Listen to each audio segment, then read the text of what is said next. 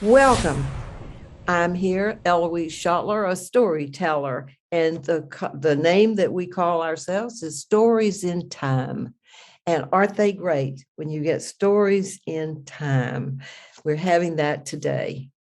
And I've got one for you. It's called Summer Memories. Do you have summer memories? I bet you do. Maybe this will call something you'll think of. When I was a youngster, I spent many summer days near Wrightsville Beach, North Carolina, and I was with my grandmother. I walked down the beach and filled buckets with sea shells. Granny warned me to stay away from the pilings because, Eloise, you're going to get hurt if you don't stay away from that. So I did stay away. Often I sat with Granny in the evenings as the light faded and we listened to the slap of the water against the steps as the tide came in. It felt good to be there with her, like everything was right in the world. Well, that may not exactly be right. It might not. The summer of 1943 that I'm telling you about was during World War II. And when we went off and out with Granny and me down there at the beach, we saw men wearing Army and Navy uniforms everywhere they went. On Saturday mornings, Granny did get her war effort. She drove her black car to the USO building in Wilmington and filled the car with friendly, laughing young soldiers and sailors. She invited them to come home for a swim, some supper, and then we would all go to the dance at the Lumina. That was a great night. I was there. I was 7 years old and I was staying with my grandmother. You see, I lived in Charlotte and my grandmother had a house at the beach and we came down there and stayed with her. So they were going down to Lumina. I put on my best sundress and it was white and it had a pair of white socks with my strappy sandals. I could see people because I was in the gallery and I could look down at everybody that was dancing on the floor. Well, one of the young men asked me to dance like I do with my little sister. That's what he asked me, like I do with my little sister. He put my feet on the top of his feet, and then he took hold of my hands, and then we started to dance. He was a great dancer, and so I felt like I was a pretty good dancer too. And for me, at 7, 8, soon going to be 8, it was great for me. It was one of those really exciting things that had happened. When the house was full with these people sleeping over, I slept on a couch in the living room next to the porch windows, always open. Because of the war, we had to keep the house blacked dark to protect the shoreline against any enemy ships that might be out on the waters, and they would see where we were. Granny said that was another part of our war effort. And that's why we had to use food stamps and save gasoline and then do this, and that we had to be very careful what we were doing. Granny put a radio out on the porch so they could all listen to the music and the news. I could hear them as they talked and laughed because I was sleeping in the living room next to the windows. It was comfortable to lay on the sofa next to the open windows and listen to Fibber McGee and Molly and Jack Benny. You just hear those, and you could hear them on the porch laughing, laughing, laughing. And then I was laughing, of course, if anybody could hear me. One early morning, I was laying down reading a comic book because Granny had opened the shutters when she went to bed because there would be no lights in that house. The sun was coming up, and the early rays were lightly playing across the surface of the water. I watched shining, dancing from the sun on the water. It looked like magic. One day we walked over to the beach. We stopped on the top of the tall bridge to watch several water skiers being towed behind by speedboats. The skiers laughed as they crisscrossed over the waves. It was fun to look at.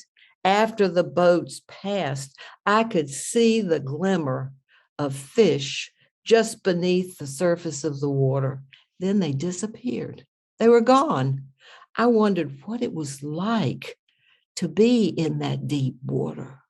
What's it like to be a fish? I held my hand out over the railing. My fingers opened and I dropped my white cotton hat. It sailed down on breezes until its weight pulled the hat into the water below. The hat went deeper and deeper until it disappeared. You know what I had done? I had just thrown away the Dutch girl hat my mother made for me to wear to school. That wasn't going to be fun. It was about 14 years later that Granny and Dad Jack decided to sell the house and move back to Charlotte. By that time, I was married. It's a good time to be married.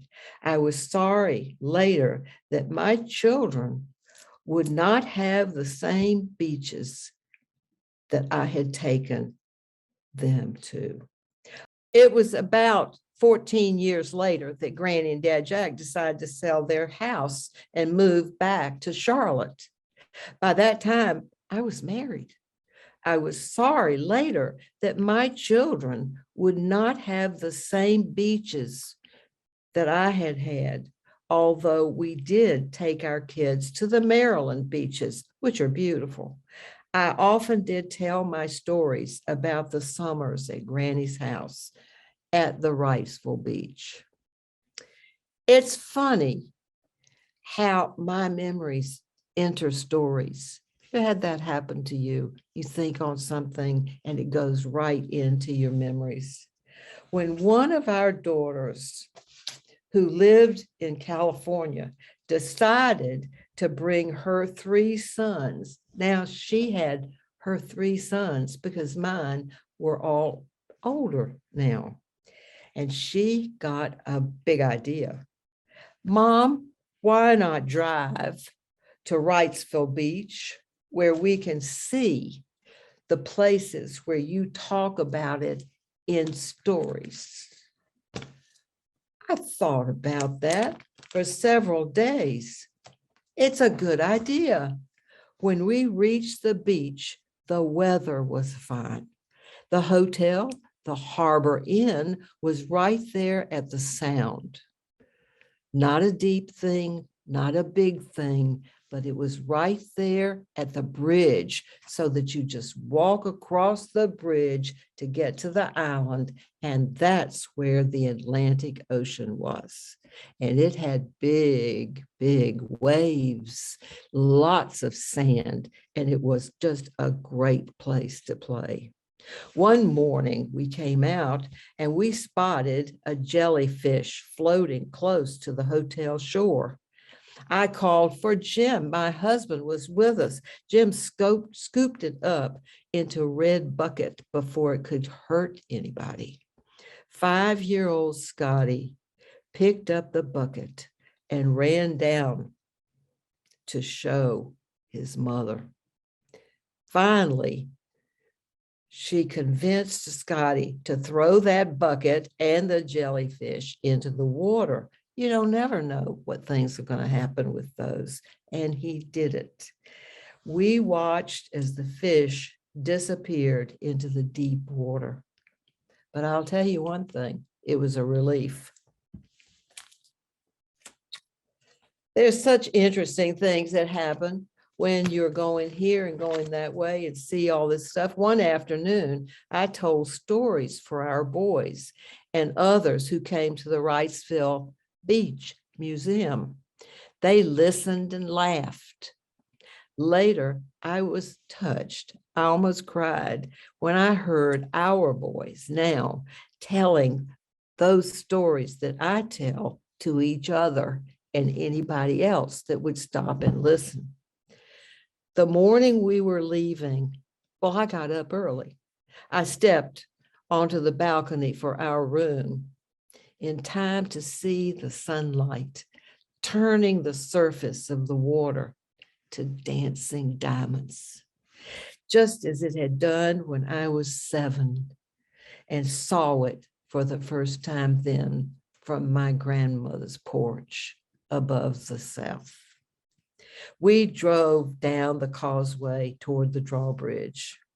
I looked back, even though I couldn't see Granny's house, but it didn't matter that I couldn't see it, because I know that the house will always be with me. All I have to do is think about it. And then it's really, really real that I'm looking at it. I was filled with new memories.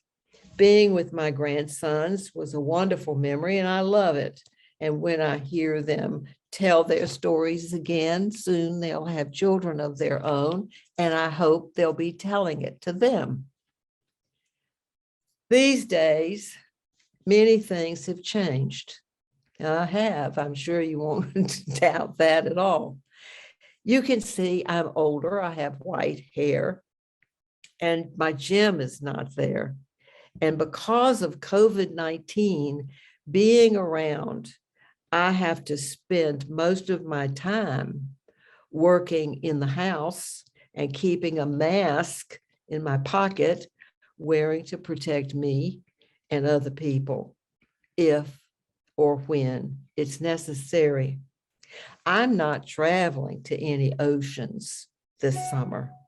I'm taking as many short drives to where I can spend at a creek, which is 8 blocks from my house. Would you believe it? 8 blocks from my house. I love it. I am very grateful to cross a wooden bridge over the water in an old creek. I grew up walking old wooden bridges. Now this is just as fun. A few days ago, I stood on the bridge and watched 2 mallard ducks as they came in from a long way, and they arrived to swim Jim longer on quiet water. It was lovely to watch them on their way. Another day, my other daughter spotted a handsome golden colored deer on his lone side by the water, but he was on the ground and he was snacking big food from bushes which were growing on the sides of the creek. There's more to see every time I come here. There's more to see every time I come. It's wonderful. I hope there's a creek somewhere close for you to explore. Well, there's one other thing I should tell you. It was so startling to me when it happened a month or so ago. I stepped up onto the bridge and I was walking slowly because I like to look down into the water and to hear the noise from the water coming over the rocks. Anyway, and I looked down. Ahead of me was a very long and a very fat black snake. And it was moving slowly ahead, going ahead of me. And at that time, I was startled. I was just standing there without moving at all. And this man came by, and he was coming on the other side and coming toward me. And he had seen the snake. And as he came toward me, he said, "Look, lady, get it. Get easy about this because there's no poison on that one." I checked it out. Well, I was relieved. Being out in nature is peaceful, surprising, and just wonderful. I hope there's a creek somewhere close for you to explore whenever you want to. Have a happy day.